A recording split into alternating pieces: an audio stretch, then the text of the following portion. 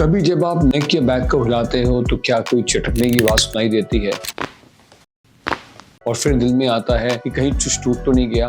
Good news, हर cracking sound dangerous नहीं होती। ज्यादा केसेस में ये सिर्फ गैस बबल्स होते हैं जो जॉइंट के अंदर प्रेशर रिलीज होने पर कोलैप्स हो जाते हैं और ये नॉर्मल है, आर्थराइटिस का साइन नहीं है। बचपन से सुनते आए हैं अगर ज्यादा क्रैक करोगे तो जॉइंट खराब हो जाएगा। वो भी पूरा सच नहीं है, लेकिन अगर हर रोज हर मूवमेंट पर क्रैक हो और उसके साथ पेन, टाइटनेस या नमनेस हो तो उसे इग्नोर मत कीजिए। और अगर आप हैबिचुअली बार बार अपने नेक या बैक को फोर्सफुली क्रैक करते हो तो वो एक टिक बन जाता है और उससे लिगामेंट्स ढीले पड़ सकते हैं। सेफ है जब नेचुरली आए, but avoid forceful self cracking daily.